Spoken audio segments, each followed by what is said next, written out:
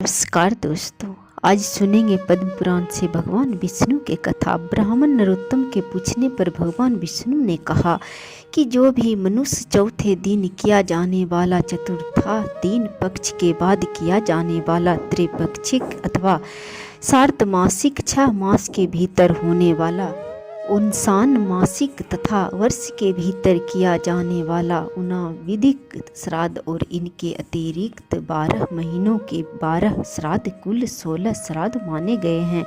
जिसके लिए ये 16 श्राद्ध यथाशक्ति श्रद्धापूर्वक नहीं किए जाते हैं उसका पिशाचत्व स्थिर हो जाता है। अन्य सैकड़ों श्राद्ध करने पर भी प्रेत योनि से उसका उद्धार नहीं होता। 1 वर्ष व्यतीत होने पर विद्वान पुरुष पावर्ण श्राद्ध की विधि से सपिंडीकरण नामक श्राद्ध करें। ब्राह्मण ने पूछा, केशव, तपस्वी, वनवासी और गृहस्थ ब्राह्मण यदि धन से हीन हो तो उसका पितृ कार्य कैसे हो सकता है?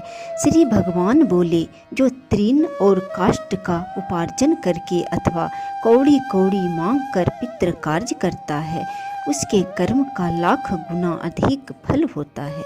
कुछ भी न हो तो पिता की तिथि आने पर जो मनुष्य केवल गौओं को घास खिला देता है उसे पिंडदान से भी अधिक फल प्राप्त होता है। पूर्व काल की बात है, विराट देश में एक अत्यंत दीन मनुष्य रहता था। एक दिन पिता की तिथि आने पर वह बहुत रोया। रोने का कारण यह था कि उसके पास श्राद्धोपयोगी सभी वस्तुओं का अभाव था। उसके पास कुछ भी नहीं था।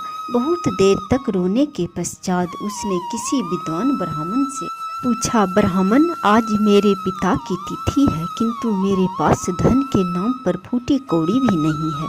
ऐसी दशा में क्या करने से मेरा हित होगा? आप मुझे ऐसा कोई उपाय मुझे बताइए जिसे मैं धर्म में स्थिर रह सकूं। ब्राह्मण ने कहा, तात, इस समय कुतप नामक मुहूर्त बीत रहा है। तुम शीघ्र ही वन में जाओ और पितरों के उद्देश्य से घास लाकर गौओं को खिला दो। तदंतर ब्राह्मण के उपदेश से वह वन में गया और घास का बोझा लेकर बड़े हर्ष के साथ पिता की तृप्ति के लिए उसे गौ को खिला दिया। इस पुण्य के प्रभाव से वह देवलोक को चला गया।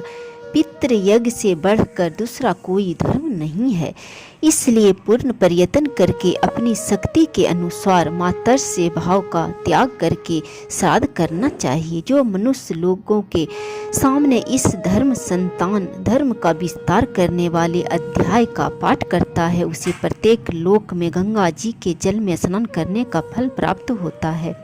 जिसने प्रत्येक जन्म में महापातकों का संग्रह किया हो उसका वह सारा संग्रह इस अध्याय का एक बार पाठ करने या श्रवण करने पर नष्ट हो जाता है। जय श्री हरि।